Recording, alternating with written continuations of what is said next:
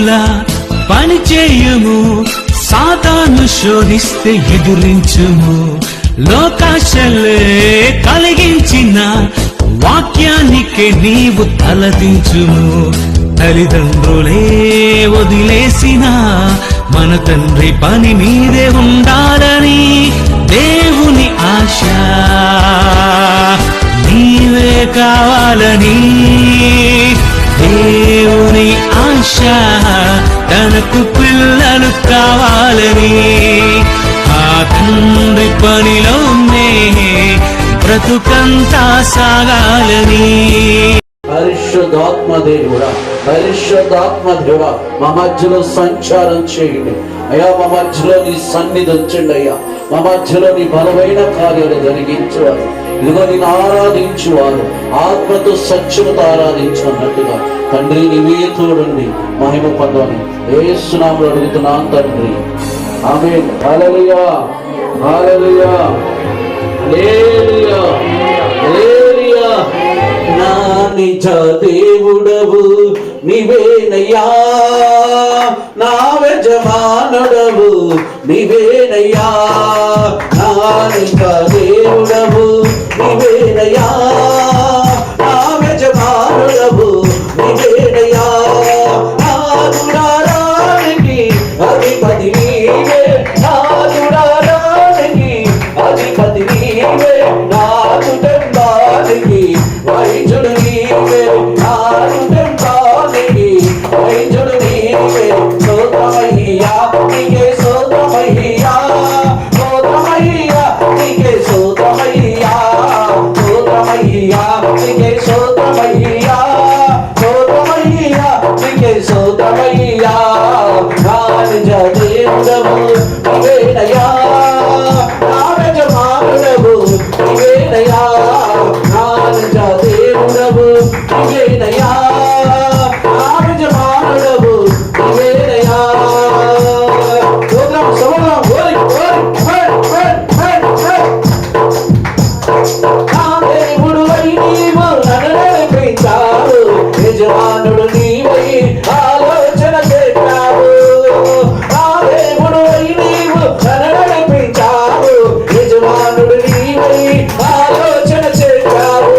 ఎదుగు నాటప్పుడు కానీ అలేదయా, ఎదుగు నాటప్పుడు కానీ అలేదయా. ఆదరించి అరుగుతో మనం ఉంచావు, ఆదరించి అరుగుతో మనం ఉంచావు.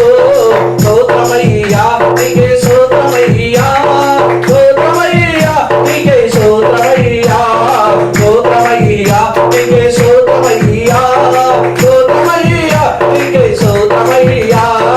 ముఖ్యంగా మనందరిని ఆహ్వానించిన సుజాత గారికి ప్రభు నామములో వందనాలు. హల్లెలూయా. అందరం చప్పట్లు కొడదాం గట్టిగా, చేతులున్నారు మాత్రం.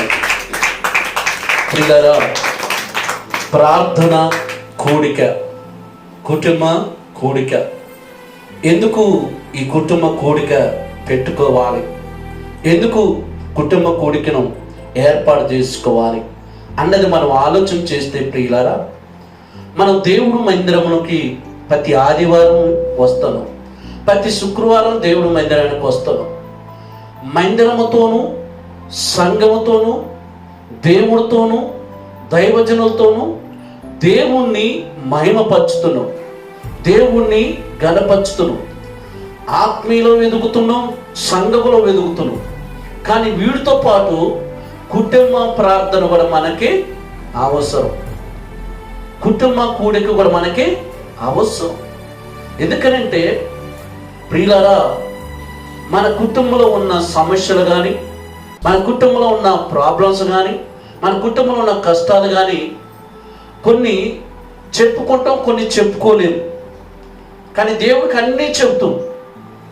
కానీ ప్రతి ఒక్క అవసరతను తీరాలంటే మన కుటుంబంలో కూడా ప్రార్థన జరగాలి. చప్పట్లు కొద్దాం. మన కుటుంబంలో కూడా ప్రార్థన జరగాలి. దైవ సేవకులు, దైవజనరాలు, సంఘ పెద్దలు, సంఘస్థులు అందరూ వచ్చి ఆ కుటుంబం కూడికలో పాల్గొంటున్నారంటే, ఆ కుటుంబంలో ఆహ్వానిస్తున్నారంటే ఆ కుటుంబానికి మేలు జరగాలి. చప్పట్లు కొడదామా ప్రియులారా? ఆ కుటుంబంలో ఉన్న వారికి మేలు జరగాలి. ఆ కుటుంబంలో ఉన్న వారికి నిజ రక్షకుని తెలుసుకోవాలి. బైబిల్ ఎంత గొప్పదని వారు తెలుసుకోవాలి. దేవుడు గొప్ప కార్యాలు చేస్తారని వారు తెలుసుకోవాలి. వారు తెలుసుకోవాలంటే వారి గృహములో శృతి కూడికి కానీ, ప్రార్థన కూడికి కానీ, కృతజ్ఞత కూడికి కానీ ఏర్పాటు చేసుకొని అందరినీ పిలుచుకొని ఆ గృహములో ప్రార్థన ద్వారాగా, పాటల ద్వారాగా, వాక్యం ద్వారాగా దేవుణ్ణి మహిమపరుచుతుంటే దేవుడు సన్నిధి ఆ స్థలములో సంచారం చేద్దాం. చప్పట్ల కొద్దాం ప్రియులారా. రోజు ప్రియులారా, మనం ఈ గృహానికి ఎందుకు వచ్చినాం అంటే, ఇగో ఈ గృహం కోసం ప్రార్థన చేయటానికి, ఇదిగో ఆ కుటుంబం కోసం ప్రార్థన చేయటానికి, తనకి ఇచ్చిన దేవుడు గర్భఫలాలైన ఆ బిడ్డల కొరకు ప్రార్థన చేయటానికి మనం వచ్చాం. మనం అంతా వచ్చింది ఎందుకంటే, ఇదిగో ఈ కుటుంబం ఇంకా దేవుడిలో ఎదగాలి, ఈ కుటుంబం ఇంకా దేవుడిలో ఆశీర్వదించబడాలి, ఇంకా ఈ కుటుంబం నిజ దేవుణ్ణి ఇంకా తెలుసుకోవాలి. మనం అంతా ఎందుకు వచ్చినంటే, ఇదిగో ఈ కుటుంబాన్ని ఇంకా దేవుడిలో అభివృద్ధి పొందటానికి, ప్రార్థన చేయడానికి మనం వచ్చాము. హల్లెలూయా. వారు చేస్తున్న పని కూడా, వారి రాకపోకల్లో కూడా, వారి యొక్క ఏ వృత్తి కలిగిన ఆ వృత్తిలో కూడా దేవుడు వారికి తోడుండులాగా, దేవుడు వారిని ఆశీర్వదించే విధంగా మనమంతా వచ్చి అగో ఆ కుటుంబం కోసం ప్రార్థన చేస్తున్నాం. ఎక్కడైతే ప్రియులారా ఇగో సంఘముగా, సేవకులుగా కూడి ప్రార్థన చేస్తున్నామో దేవుడు అక్కడ కార్యాన్ని జరిగిస్తాడు. ఎందుకో తెలుసా? మా అన్నయ్య చెప్పిండు బెదరు, నా సేవకుడికి గిన్ని సన్నీలిస్తే వారికి ప్రతిఫలం, సన్నీలిస్తేనే ప్రతిఫలం అంటున్నాడు. మరి ఎంతమంది దైవ బిడ్డలు వచ్చి, ఎంతమంది ప్రియుల సమయాన్ని, ఇంత సమయంలో అందరం వచ్చి మనం పాటలు పడి ప్రార్థన చేసి వాక్యం చెప్తుంటే ఇక ఆ కుటుంబాన్ని దేవుడు ఆశీర్వదించుకొని ఉంటాడా? చెప్పండి. చాలా మంది నేను చెప్తుంటాను సంఘంలో, అమ్మ ప్రార్థన కూడిక పెట్టుకోండి, ప్రార్థన కూడిక పెట్టుకోండి. హల్లెలూయా, హల్లెలూయా. ప్రియులారా, మరి చక్కగా ఒక్క మాట చెప్తారు ప్రియులారా. బైబిల్లోకి వెళ్దాం. 2 రాజుల గ్రంథం 4వ అధ్యాయం 8వ వచనం చూడండి ప్రియులారా. చూడండి, ఒక దినమందు ఎలీషా సునేమి పట్టణముకు పోగా అచ్చట చూడండి గనురాలైన ఒక స్త్రీ భోజనానికి రమ్మని అతన్ని బలవంతం చేసిన. చాలు ప్రియులా, ఎవరిని వెళ్తుంది భోజనానికి? ఎవరిని వెళ్తుంది? దైవజనుని వెళ్తుంది. దైవజనుని పేరేంటి? ఎలీషా. బాగా వినాలి ప్రియులరా, కొద్దిసేపు చెప్తాను. ఎలీషా ఏ పట్టణానికి వెళ్తున్నాడు? సునేమి పట్టణానికి వెళ్తున్నాడు. సునేమి పట్టణానికి ఎందుకు వెళ్తున్నాడు? అక్కడ అందరికీ వాక్యం చెప్పడానికి, అందరికీ ప్రార్థన చేయటానికి, అందరూ దేవుని తెలుసుకోవటానికి ఎలీషా పట్టణానికి వెళుతున్నాడు, వస్తున్నాడు. కానీ అదే పట్టణంలో ఎవరంట? ఒక స్త్రీ, గనురాలైన స్త్రీ, మామూలు స్త్రీ కాదు, సామానురాలు వంటి స్త్రీ కాదు. ఎసంటావా? ఆడేముంది? గనురాలైనటువంటి స్త్రీ. యాడికి రమ్మంటుంది? భోజనానికి రమ్మంటుంది. ఇంకెంతమంది లేరండి ఆ ఊరిలో? వచ్చేపోయే వాళ్ళు ఎంతమంది లేరు? బంధువులు ఎంతమంది లేరు? స్నేహితులు ఎంతమంది లేరు? ఇరుగు పొరుగు వారు ఎంతమంది లేరు? అవే పన్నం తీసిపెట్టి, ఇల్లు నిలిచిపెట్టి ఆ దారిలో పోతున్న దైవజనుడి కోసం కాసుకొని, అయ్యా మీరు మా ఇంటికి రాండి, అయ్యా మీరు మా ఇంటికి వచ్చి భోజనం చేయనని బలవంతంగా పెడుతుందంట. బలవంతమా చేస్తుంది. అప్పుడప్పుడు మనం కూడా మా సంఘస్థులు ఇంటికి వెళ్ళిపోతారు, అయ్యారు టీ తాగిపోదురు అండి, అయ్యారు భోజనం చేద్దురండి అంటే, అమ్మ వద్దులంటే ప్లీజ్ అయ్యారు కొంచెం ఏదేనండి అంటారు. ఎందుకు? దేవుడి యొక్క ఆశీర్వాదం మాకు కావాలి. ఈ తల్లి కూడా గనురాలే, ఇల్లుంది, డబ్బు ఉంది, పలుకుబడి ఉంది, సిరి సంపదలు ఉంది, అన్నీ ఉంది. అయినా ఒక దైవ సేవకుని ఎందుకు ఆహ్వానిస్తుందంటే, ఆ సేవకుడు మా ఇంటికి వస్తే, ఆ సేవకుడు మా ఇంటిలో చేయగలిగితే, ఆ సేవకుడు మా ఇంట్లో భోజనం చేస్తే మాకు ఆశీర్వాదం ఉండింది, మాకు పుణ్యం ఉండింది, మాకు మేలు జరిగింది. దేవుడు చేత ఏర్పాటు చేయబడిన దైవ సేవకుడు, దేవుడు చేత అభిషేకించబడిన దైవ సేవకుడు, దేవుడు పక్షమున నిలబడినటువంటి దైవ సేవకుడు, దైవ వాక్యాన్ని బోధించే దైవజనుడు, అనేకమైన ఆత్మలను రక్షించడానికి ప్రార్థించేవాడు దైవజనుడు, పట్టణము క్షేమం కొరకు ప్రార్థించేవాడే దైవజనుడు, గొప్పగా దేవుడు వాక్యంలో ప్రకటించబడే దైవజనుడు. అటువంటి దైవజనుడు మా ఇంటికి వస్తే, అటువంటి దైవజనుడికి మేము భోజనం చేసి పెడితే మాకు పుణ్యం ఉండిద్దని గనురాలైనటువంటి స్త్రీ పనిగట్టుకొని దైవజనుని బలవంతము చేస్తుంది. బలవంతం చేస్తే ప్రియులారా, ఆమె మాట తీసేయలేక, ఎందుకంటే అంత ఫోర్స్ పెట్టింది అనమాట దైవజనుడు. నిజంగా అండి, ఆ పట్టణంలో ఎంతమంది స్త్రీ లేరు, ఎంతమంది పురుషులు లేరు, ఎంతమంది గొప్పలు లేరు, ఎంతమంది ధనవంతులు లేరు, ఎంతమంది అధికారం కలిగిన వాళ్ళు లేరు. కానీ ఆ స్త్రీకి చూడండి ఎంత మంచి మనసు ఉందో. దైవజనుని గుర్తు పెట్టుకొని, దైవజనుని గుర్తుంచుకొని, దైవజనుడు పట్ల ఎంత ప్రేమ కలిగి ఉందో ఒకసారి చేయండి. దైవజనుడి పట్ల ఎంత తగ్గింపుతనం కలిగి ఉందో చూడండి. దైవజనుడి పట్ల ఎంత విధేయత కలిగి ఉందో చూడండి. ఒక్కసారి మనము కూడా ఆలోచన చేయండి పిల్లల. ఆ కనురాలైన స్త్రీకి ఆ రోజుల చేతిలో బైబుల్ లేదు, ఆమెకి ఎవరు ఇలా చెప్పలేదు. అయినా ఆమె మనసు చేపియాలనిపించింది, ఆమె చేయాలనుకుంటుంది. ఈరోజు బైబుల్ ఉంది, దైవజనులు ఉన్నారు, సంఘం ఉంది, మందిరం ఉంది, అమ్మగారు ఉన్నారు, వాక్యంలో టీవీలో వాక్యం వింటను, సభలో వాక్యం వింటను, మందిరంలో వాక్యం వింటను. అయినా మన మనస్సు మారుతుందా? మన మనస్సు ఏ విధంగా ఉంది? మన కుటుంబం ఏ విధంగా ఉంది? మన పిల్లలు ఏ విధంగా ఉంది? దైవజనుడు పట్ల, దైవజనుల పట్ల, సంఘం పట్ల, దేవుడు పట్ల ఏ మర్యాదగా మనం నడుచుకుంటున్నామో ఇదిగో ఈ స్త్రీ మనకి చూపిస్తుంది.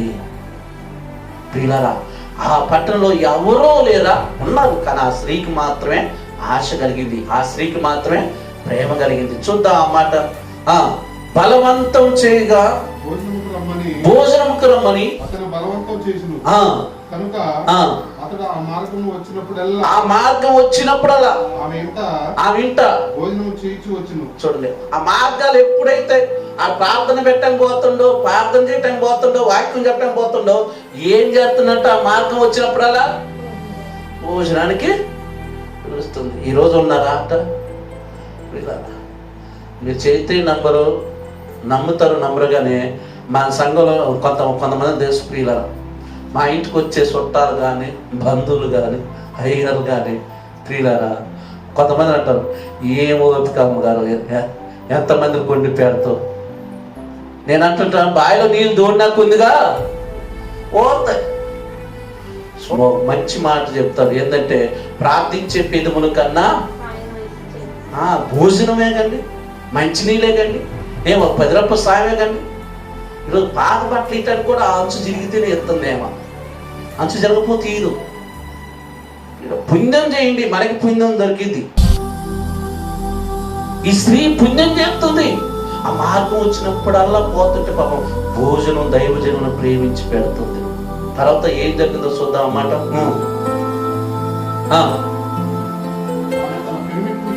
ఆమె పెరిగిటిని చూసి కాగా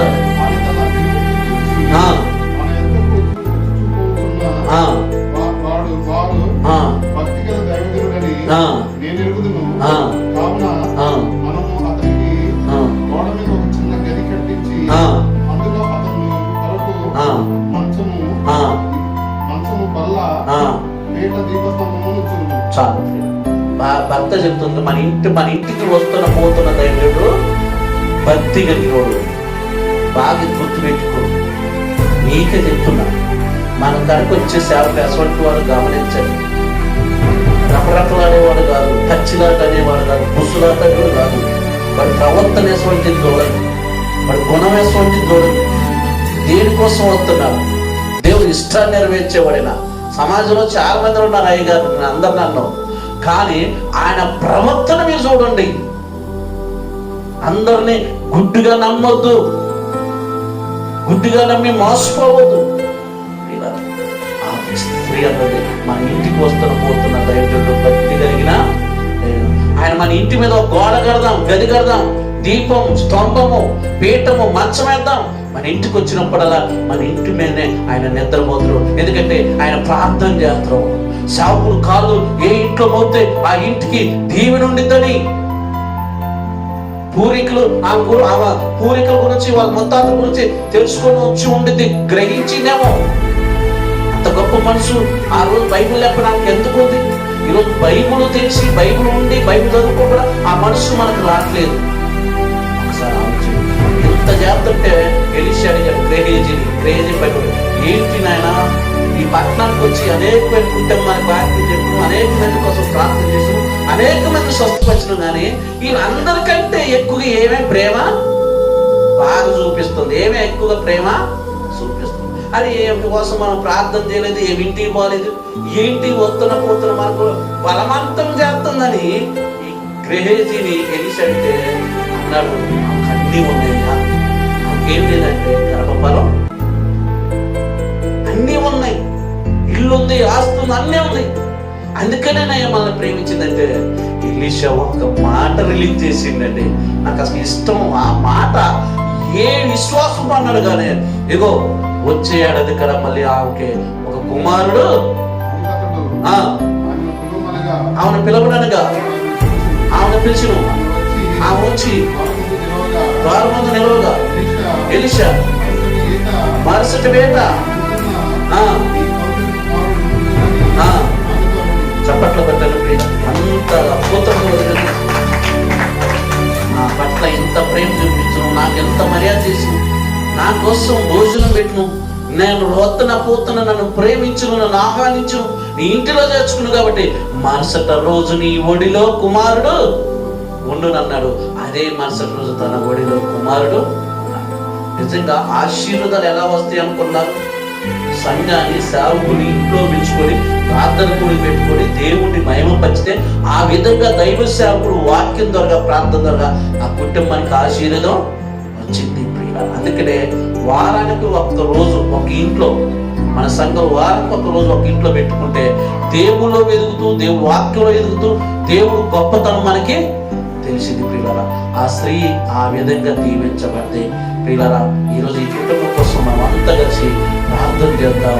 దేవుడు ఈ కుటుంబంలో తన కార్యాలు ఏంటో, తన చిత్తం ఏంటో, తన ఆలోచన ఏంటో, ఈ కుటుంబం పట్ల ఉన్న ప్రణాళిక ఏంటో దేవుడిని అడిగి, ఇదిగో ఆ తల్లి గారు తన కుమార్తె ఈ గృహంలో ఉంటుంది ప్రియులారా, దీనికి బేస్మెంట్ వేసి దారుణంగా నిలబెట్టేటప్పుడు అమ్మగారు నేను వచ్చి ప్రార్థన చేస్తున్నాను ప్రియులారా.